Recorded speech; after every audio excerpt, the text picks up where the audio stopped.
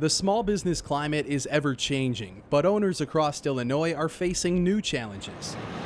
Once bustling downtowns now look more like ghost towns, and hometown shops and restaurants that had good sales went on sale. At some locations, a new tenant moved in, but at others, the building sits vacant. Each empty shop and restaurant represents a dream for someone in our community vanished. As for the businesses that are surviving, the cost of things, the cost of goods has changed. What you could have got, prior to COVID for $5 a pound is now $9. I don't see it going back. Since January, I asked more than a dozen small business owners why seemingly thriving stores are closing.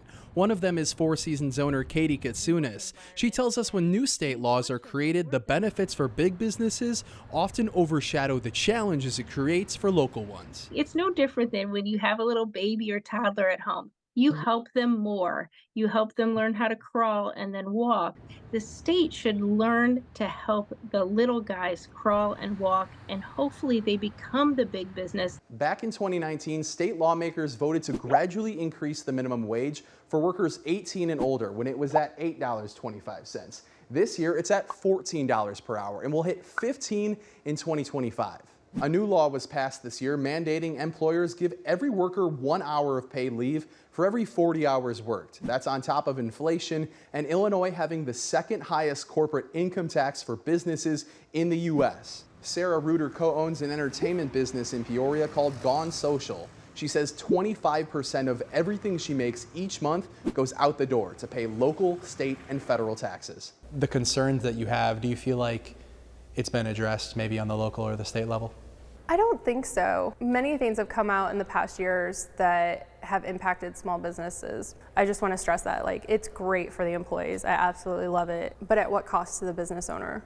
There's only so much that the state or the city can squeeze from a small business owner before there's nothing left. While Katsunis says lawmakers do listen to her concerns, I hope and pray the state doesn't think, well, we're now at 15, let's go higher, because that's when, unfortunately, businesses like mine are going to have to look even harder at cutting back and trying to do more with less. when we reached out to Governor J.B. Pritzker's office for comment, they provided a statement saying Governor Pritzker believes all workers have the right to a fair and livable wage. Since day one, his priority has been putting state government back on the side of working families. With the increased minimum wage, we are living up to that promise and making Illinois a more affordable and equitable place to live for everyone, while also creating an environment where small businesses can thrive. Since taking office, the governor's press secretary says small business taxes were cut and says the Department of Commerce allocated $1.5 billion